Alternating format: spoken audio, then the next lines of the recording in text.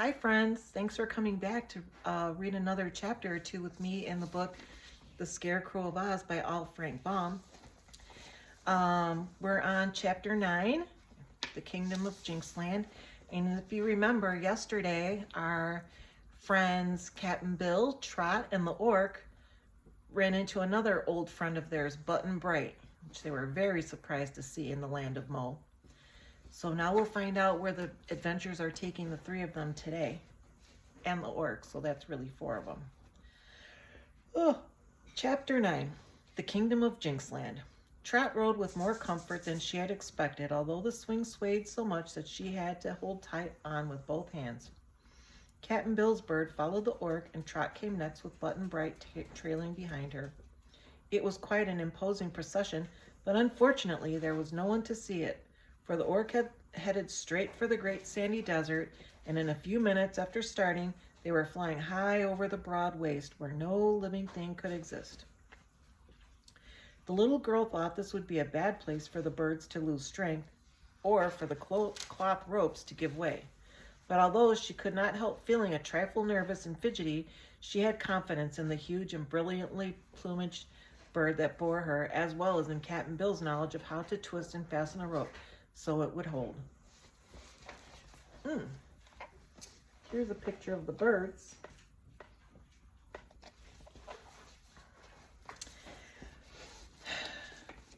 That was a remarkably big desert. There was nothing to relieve the monotony of view, and every minute seemed an hour and every hour a day. Disagreeable fumes and gases rose from the sands, which would have been deadly to the travelers had they not been so high in the air.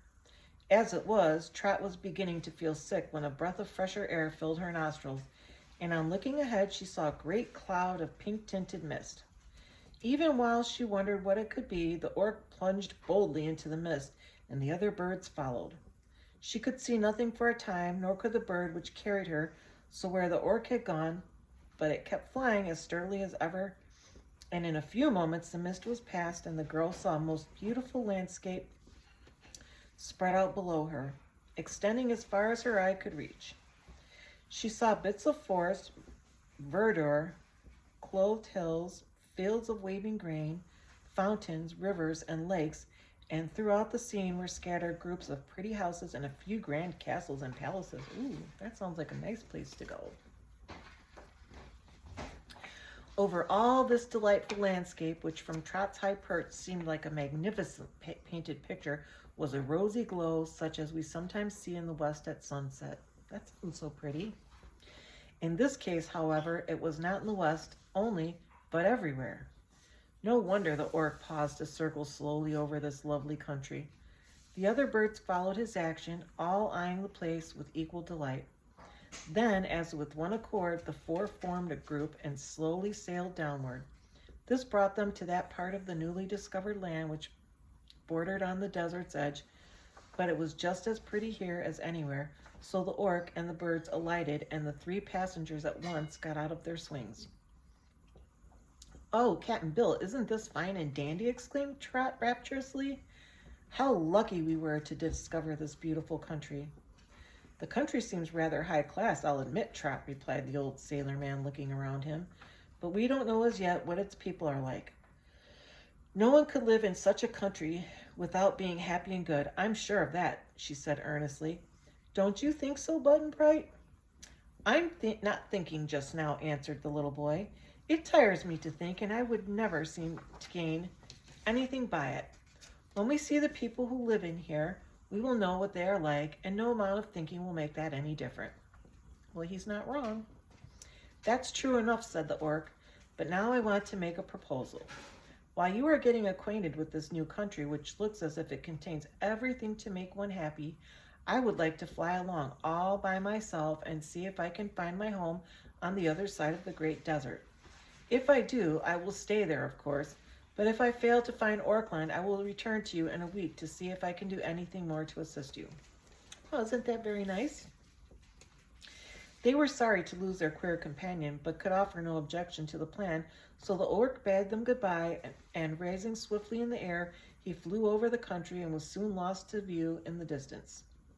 The three birds which had carried our friends now begged permission to return by the way they had come to their own homes, saying they were anxious to show their families how big they had become. So Cap'n Bill and Trot and Button Bright all thanked them gratefully for their assistance, and soon the birds began their long flight toward the land of Mo. Being now left to themselves in this strange land, the three comrades selected a pretty pathway and began walking along it. They believed this path would lead them to a splendid castle which they espied in the distance, the turrets of which towered far above the tops of the trees which surrounded it. It did not seem very far away, so they sauntered on slowly, admiring the beautiful ferns and flowers that lined the pathway and listening to the singing of the birds and the soft chirping of the grasshoppers. Here's Trot and Button Bright.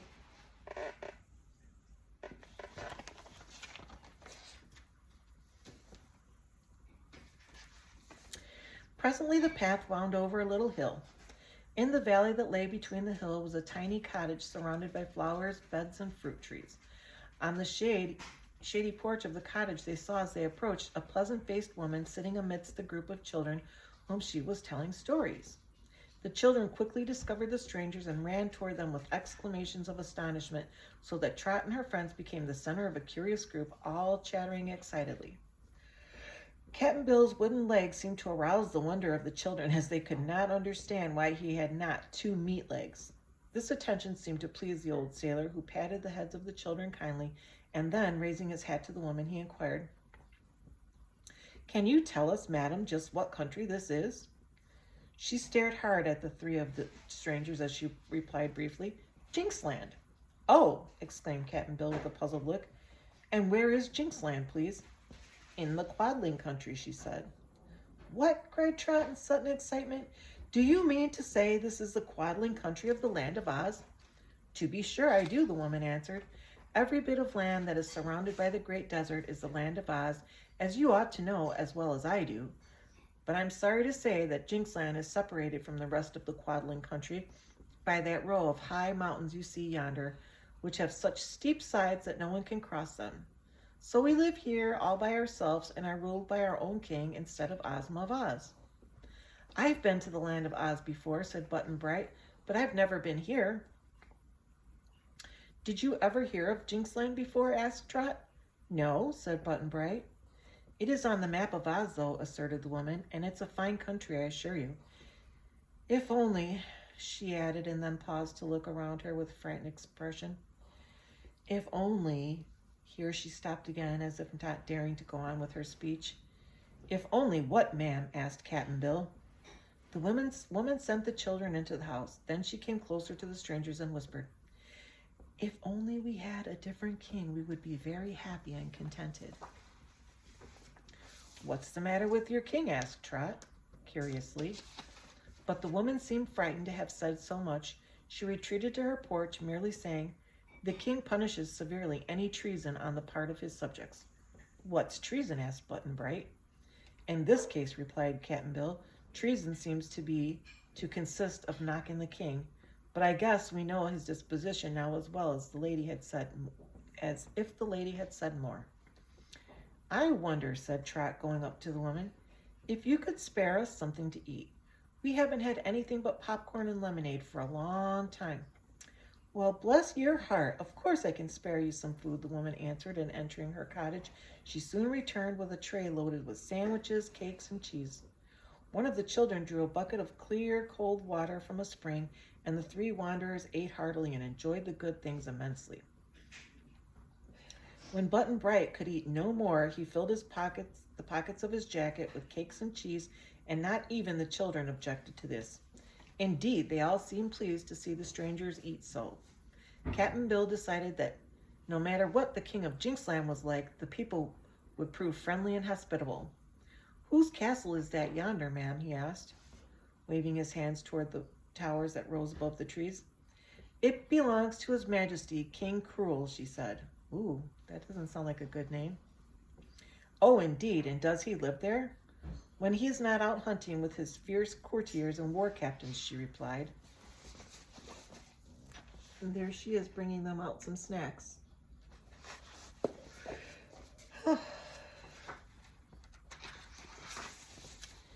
"Is he hunting now?" Trot inquired. "I do not know, my dear. The less we know about the king's actions, the safer we are. It was evident the woman did not like to talk about King Cruel, and so having finished their meal, they said goodbye and continued along the pathway. "Don't you think we'd better keep away from that king's castle, Captain?" asked Trot. "Well," said he, "King Cruel will find out sooner or later that we are in his country, so we may as well face the music now. Perhaps he isn't quite so bad as that woman thinks he is. Kings aren't always popular with their people, you know, even if they do the best they know how." "Ozma is popular," said Button-Bright. "Ozma is different from any other ruler from all I've heard," remarked Trot musingly as she walked beside the boy. "And after all, we are really in the land of Oz, where Ozma rules every king and everybody else. I never heard of anybody getting hurt in her dominions. Did you, Button-Bright?" "Not when she knows about it," he replied. "But those birds landed us in just the wrong place. Seems to me they might have carried us right on over the row of mountains to the Emerald City." "True enough," said Cap'n Bill, "but they didn't, and so we must make the best of Jinxland. Let's try not to be afraid." "Oh, I'm not very scared," said Button-Bright, pausing to look at a pink rabbit that popped its head out of a hole in the field nearby. "Nor am I," added Trot. "Really, Captain, I'm so glad to be anywhere at all in the wonderful fairyland of Oz that I think I'm the luckiest girl in all the world. Dorothy lives in the Emerald City, you know, and so does the Scarecrow and the Tin Woodman and Tick-Tock and the Shaggy Man and all the rest of them that we've heard so much about, not to mention Ozma, who must be the sweetest and loveliest girl in all the world." "Take your time, Trot," advised Button-Bright. "You don't have to say it all in one breath, you know, and you haven't mentioned half of the curious people in the Emerald City." "That 'ere Emerald City," said Cap'n Bill impressively, "happens to be on the other side of those mountains that we're told no one is able to cross. I don't want to discourage you, Trot, but we're almost as much separated from Ozma and Dorothy as we are when we lived in California." There was so much truth in this statement that they all walked on in silence for some time. Finally, they reached the grove of stately trees that bordered the grounds of the king's castle. They had gone halfway through it when the sound of sobbing as someone in bitter distress reached their ears and caused them to halt abruptly. There's the Captain and Trot. Oh, there's the person who's sobbing. Chapter 10. I think we should keep going and see if we can find out what's happened to this person who's in such distress. Pon, the gardener's boy. Chapter 10. It was Button-Bright who first discovered lying on his face beneath a broad, spreading tree near the pathway a young man whose body shook with the force of his sobs. He was dressed in a long brown smock and had sandals on his feet, betokening one in humble life. His head was bare and showed a shock of brown curly hair. Button-Bright looked down at the young man and said, "Who cares anyhow?" "I do," cried the young man, interrupting his sobs to roll over face upward that he might see who had spoken. "I care, for my heart is broken." "Can't you get another one?" asked the little boy. "I don't want another," wailed the young man. By the time Trot and Cap'n Bill arrived at the spot, and the girl leaned over and said in a sympathetic voice, "Tell us your troubles, and perhaps we may help you." The youth sat up then and bowed politely. Afterward, he got upon his feet, but still kept wringing his hands as he tried to choke down his sobs. Trot thought he was very brave to control such awful agony so well. "My name is Pon," he began. "I'm the gardener's boy." "Then the gardener of the king is your father, I suppose," said Trot. "No, not my father, but my master," was the reply. "I do the work, and the gardener gives the orders, and it was not my fault in the least that the Princess Gloria fell in love with me." "Did she really?" asked the little girl. "I don't see why," remarked Button-Bright, staring at the youth. "And who may Princess Gloria be?" inquired Cap'n Bill. "She is the niece of King Cruel, who is her guardian. The princess lives in the castle and is the loveliest and sweetest maiden in all Jinxland. She is fond of flowers and used to walk in the gardens with her attendants. At such times, if I was working at my task, I used to cast down my eyes as Gloria passed me. But one day I glanced up and found her gazing at me with a very tender look in her eyes. The next day, she dismissed her attendants and, coming to my side, began to talk with me. She said I had touched her heart as no other young man had ever done. I kissed her hand. Just then, the king came round the bend in the walk. He struck me with his fist and kicked me with his foot. Then he seized the arm of the princess and rudely dragged her into the castle. Wasn't he awful? Gasped Trot indignantly. He is a very abrupt king, said Pon, so it was not the least I could expect. Up to that time, I had not thought of loving Princess Gloria, but realizing it would be impolite not to return her love, I did so.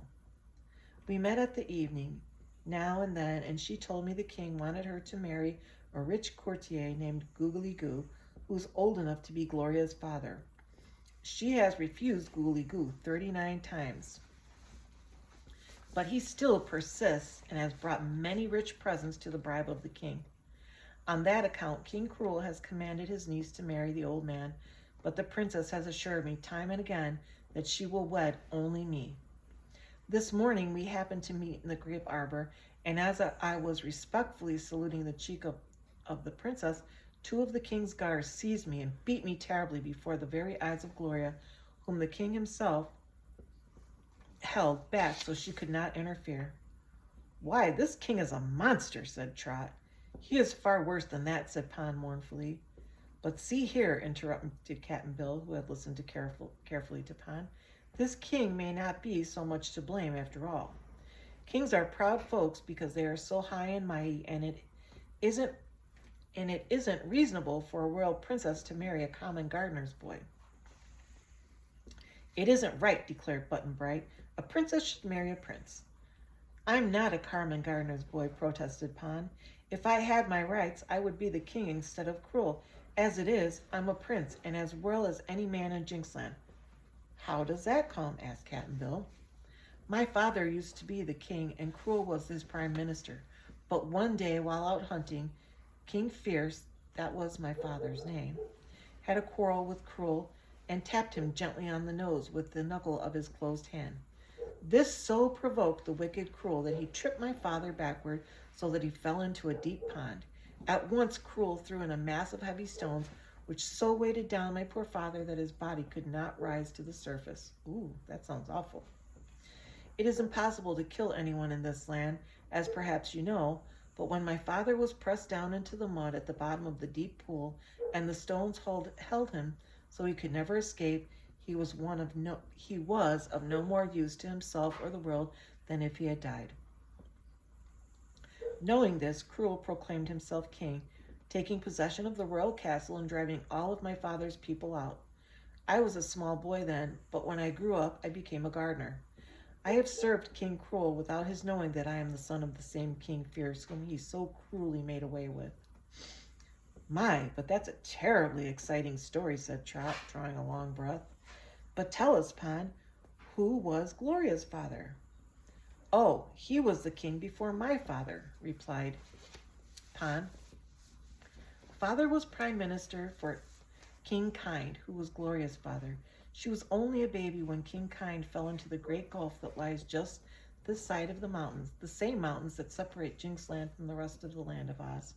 It is said that the great gulf has no bottom, but however that may be, King Kind has never been seen again, and my father became king in his place.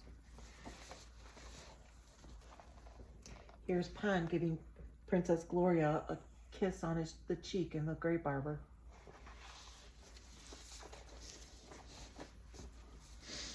Seems to me, said Trot, that if Gloria had her rights, she would be queen of Jinxland. Well, her father was a king, admitted Pon, and so was my father, so we are of equal rank. Although she's a great lady and I'm a humble gardener's boy, I can't see why we should not marry if we want to, except that King Cruel won't let us. It's a sort of mixed-up mess taken all together, remarked Cap'n Bill. But we are on our way to visit King Cruel, and if we get a chance, young man, we'll put in a good word for you. Do, please, begged Pon. Was it the flogging you got that broke your heart? Inquired Button-Bright. Why, it helped to break it, of course, said Pon. I'd get it fixed up if I were you, advised the boy, tossing a pebble at a chipmunk in a tree. You ought to give Gloria just as good a heart as she gives you. That's common sense, agreed Captain Bill. So they left the gardener's boy standing beside the path, resumed their journey to the castle. There's Baum.